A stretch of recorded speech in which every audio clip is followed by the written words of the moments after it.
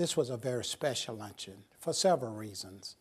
Obviously, one reason, we had our National Urban League president here, Mark Mariel, who spoke with us. And secondarily, we had some great awardees. It's always great to be able to see so many Urban League supporters in the room, lifting up the work, supporting the efforts, volunteers, staff, and financial supporters. We had a rainbow of individuals who represented a rainbow of ideas and were able to come together for an hour and a half around the issue of equal opportunity, the issue of diversity, the issue of inclusion, and also, to see an organization, the Jacksonville Urban League, continue to do well and continue to provide services to the community.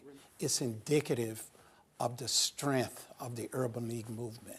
Seeing all the different support that we have here for the Urban League proves that what we're doing is making a difference. It's about equal employment opportunities for all people. The reality is that those jobs have not reached every community, every neighborhood. We had our National Urban League president here, Mark Mariel, who spoke with us. I have 3 things to share with you today, and I'm going to call them the 3 Ds. And he talked about issues that are relevant nationally as well as locally. The big issues of today are we need to defend democracy, make sure that we are not supporting, and in fact we are resisting efforts to make it more difficult for people to vote. That's the first D, defend democracy. The second D is demand jobs.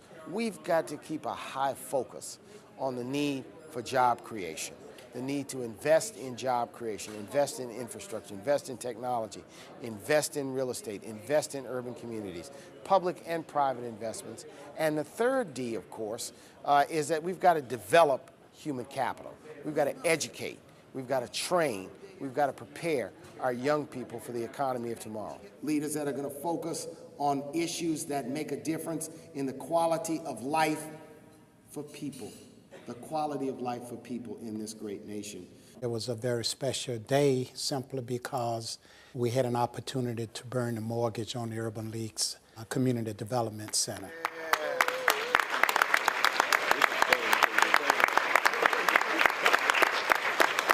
There's nothing like burning the mortgage, because I think it's a reflection of the fact that almost 20 years ago, the Jacksonville Urban League bet on its future.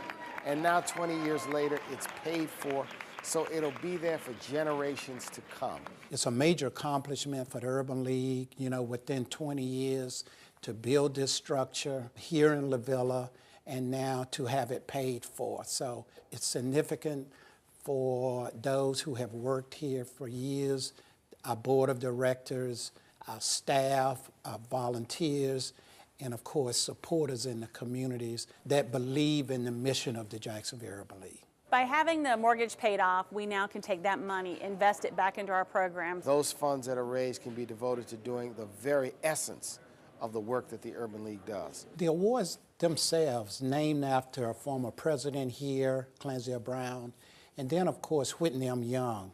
These are 2 important awards, and we felt that these 2 individuals were perfect candidates as recipients for these awards because of their work in the community. Ladies and gentlemen, I present to you Dr. Barbara A. Darby. We wanted to especially highlight her because of her over 40 years of service in the area, in the field of education.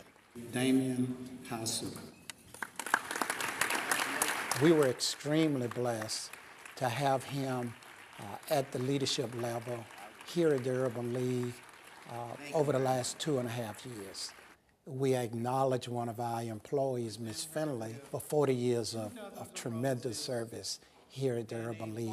This is the glue that holds the Urban League together. And Ms. Finley would not want me to say this, but she has been with the Urban League for 40 years. To witness this momentous occasion, it was very special, not only to me, but to her as well. Miss Finley, incredible. And you know, when she got up, everybody rose. So I know what real power is. It's Miss Finley. And so as the mayor of this city, I just want to thank the Urban League for all that it does to make Jacksonville a better and more just and prosperous place to live.